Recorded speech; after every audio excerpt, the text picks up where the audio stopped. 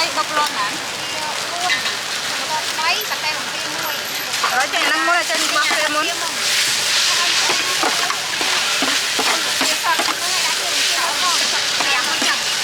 Hay lấy phí. Nơi chọc với cổ tay. Ôi em nói hết.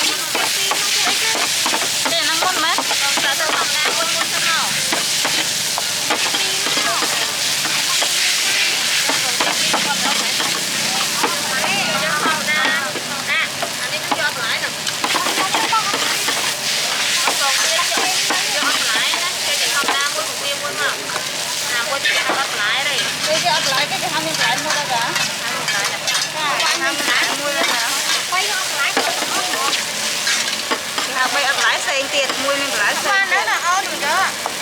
Còn tiền mua lên mua à. Đồ đi à. Tiền mua lên mua.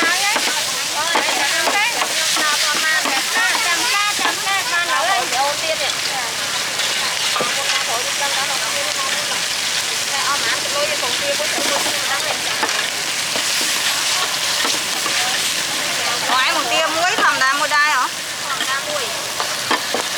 Nó cũng tia cái hao muối luôn kia. Ngoài một tia muối thầm đá muối rồi.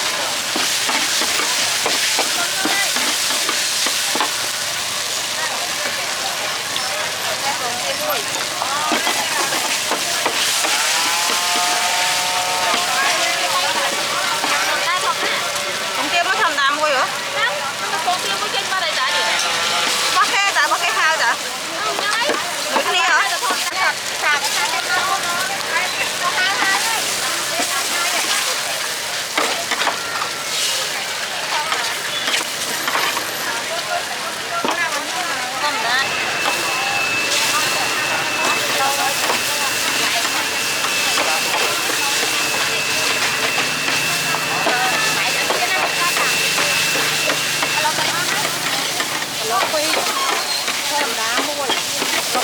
Muối không hả?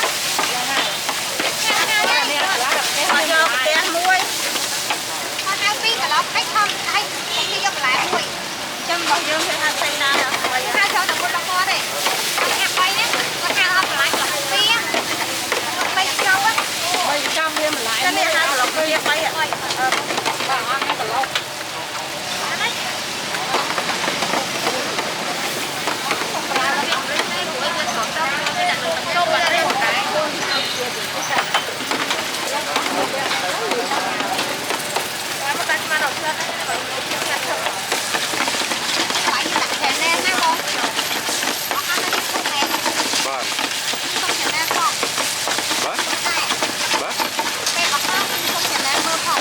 Ok, cậu ăn chân á.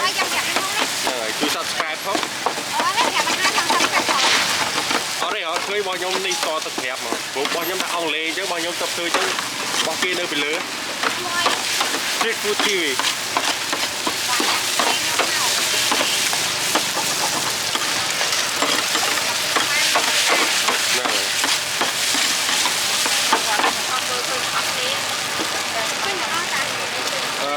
Bao nhiêu mình đã mua cho ông lê chứ. Bỏ tiền cái thơ muốn dưỡng đi nơi lứa. Thay mà phục luôn nó vừa.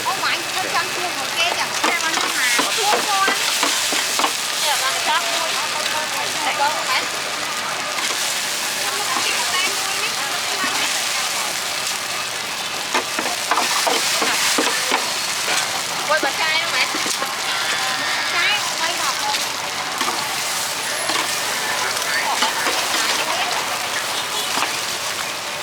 Đây là anh kia tiền nó cũng Cái tay can. Đây là phải con phải điện là không đấy đó. Đấy đầu tiên con bán là phải con đây là cái tay can. Ơi, em không ăn. lấy một cái na nó cái thằng na nó biết là cái bay ai đã thầm đá nhưng đã thầm đá hai tụi con một con đẹp trai thôi thầm na nóยังtrong bên ba này đó thầm đá trong bên ba này thầm đá nó trong thầm đá tụi mui đó tụi con ba này đó một cái bay nó còn cái con tụi nó mui nó quý lái đi kia mui nhá kia lái con nó kéo thôi đó đó đây cho nhỏ hay nè nó cái này ba bên à thơm nè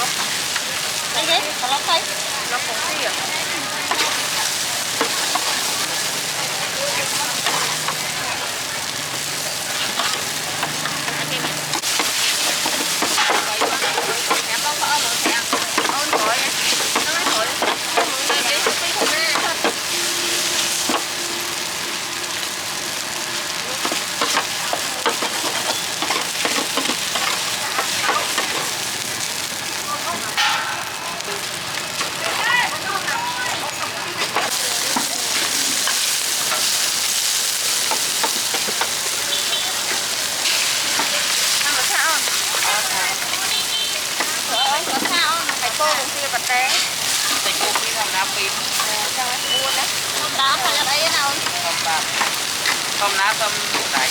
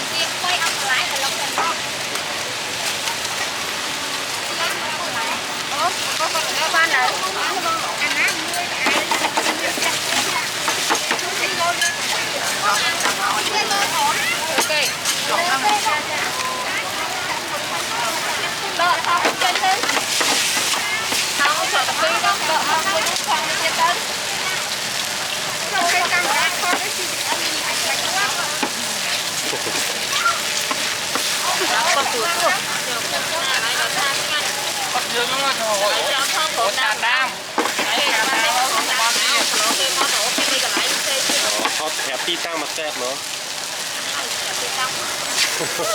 con ăn chưa mình là của ở đây mình còn hay hot nào cho tới tuổi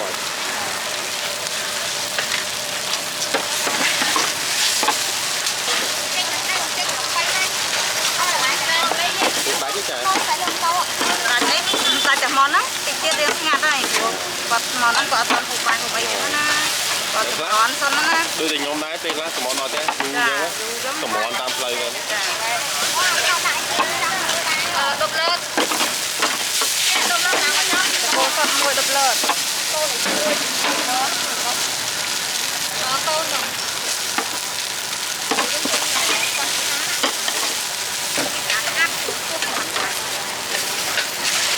cái bay ấp lái cái lọc ôm đấy bay cũng tiêu sắp mua tiền ini cũng lấy ơi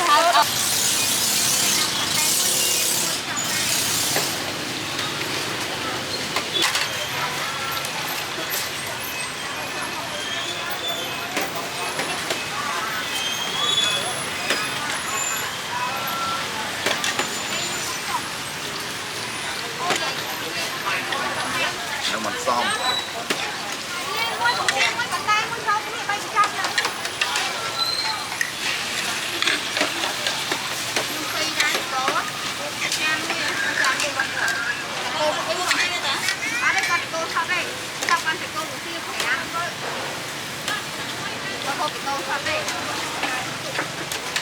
cái dịch cô bằng tia đó ăn miên là đấy nha ở đây chẳng gì à đúng có thể cô cũng tiền, có thể cô phát ở bên phủ tiền, cả cũng thấy tiền là có cho ta cũng tiền ở ba, cô phát ở ba này. ở đây là nút đạn bằng tia thì cô lên mà chọc không, mẹ mà chọc nó á.